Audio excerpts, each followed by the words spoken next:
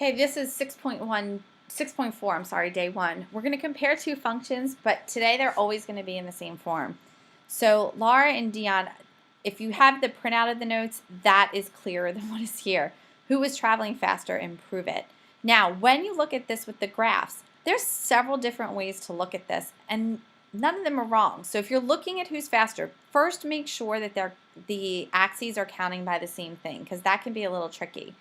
So when we talked about this in class, some people said Dion's line is steeper.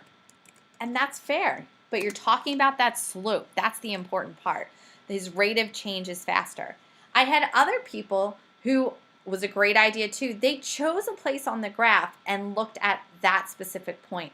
So maybe if you look over here at 4, because they both, after 4 hours, Laura is 60 kilometers. And that's me using that point right there. You'll see it.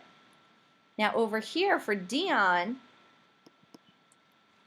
after the same amount of time, and that's an important piece, he was 80 kilometers. Okay, so move this up a little bit.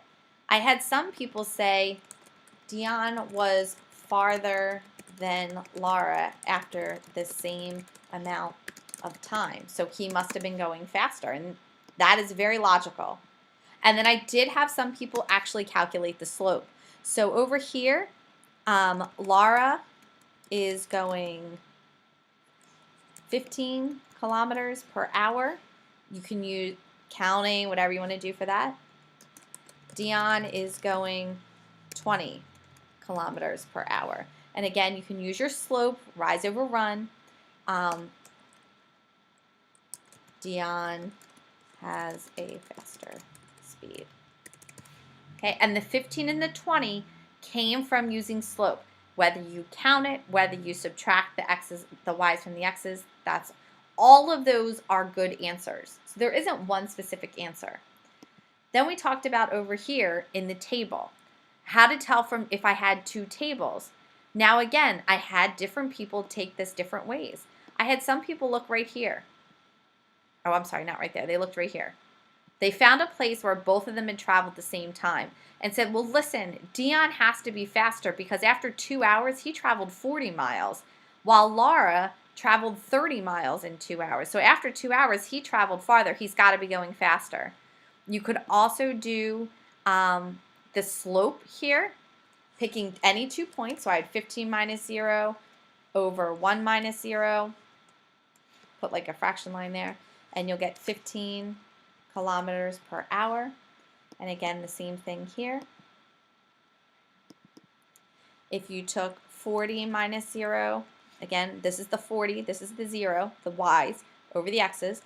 2 minus 0, I get 20 kilometers per hour. And they said, well, listen, I found the slope, and his rate is greater than hers.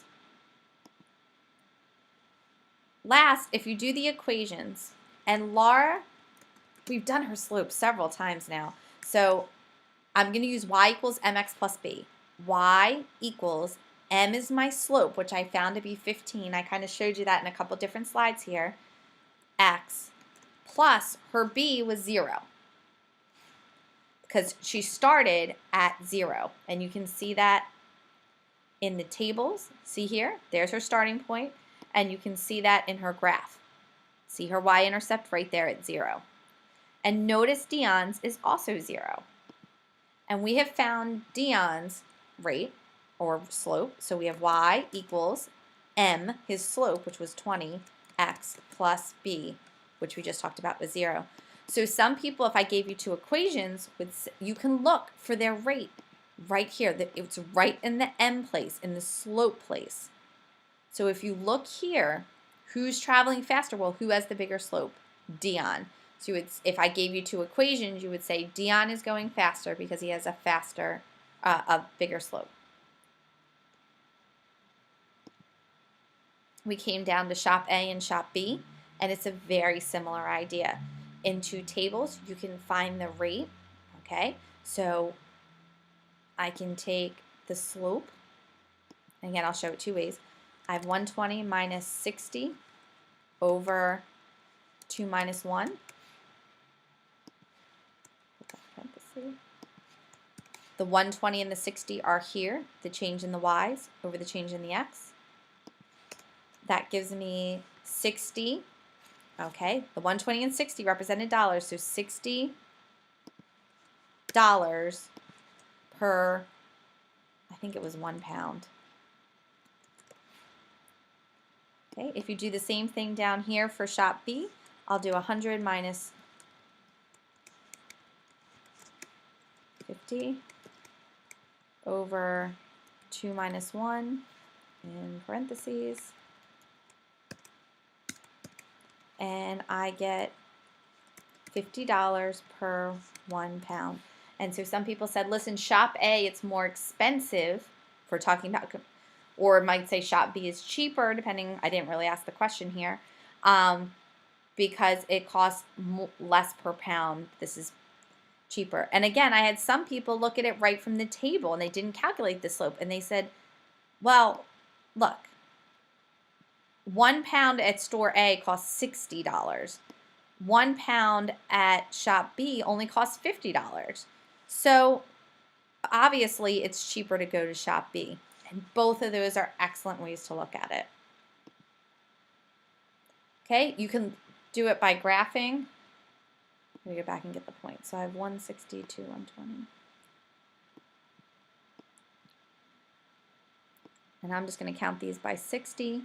Make sure to label your axes. I've talked to you about this before. So I'm going to have cost. I'll move these in a second. And I'm going to have weight. I'm going to be putting my weight on the x-axis, the weight, the pounds. And for my cost, let's see if I can move this. Spin that. Throw that over here. Okay. It's hard because I can't push it over there. So 1 was 60.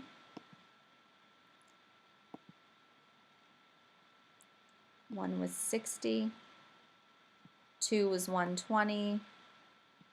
Let's see what else I did. 3, 180. 4, 240. 3, 180. Remember each block. Okay. And for shop B, I have 1 and 50, 2 and 100. Now this is where I just want you to be careful when you look at the graphs, is to make sure you don't just go, it's steeper. You do need to really make sure, okay, I'm just going to make sure I'm labeling.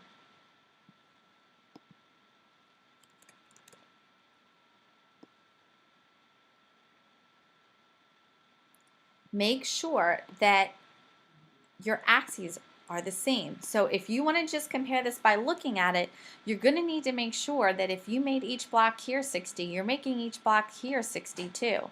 So this was 60. So in this one, 1 was like 50. So it was a little lower than that. And 2 was 100. So it was a little lower than that. And 3 was 150. And 4 was 200.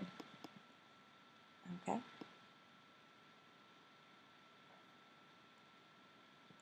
So if you were comparing it from the graph, you would want to make sure that your axes are the same to make sure your comparison is the same.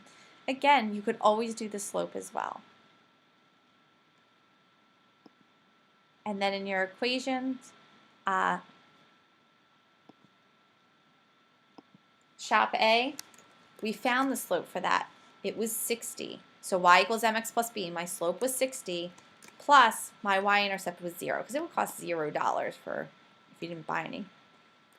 For shop B, okay. And so again, if you were given it in 2 equations and asked about which was cheaper, you're going to look at the rate. Okay, look at the rate. Which one had a lower rate? If you're talking about cheaper, shop B was only $50 per pound. So your comparison would be that shop B is cheaper at $50 per pound.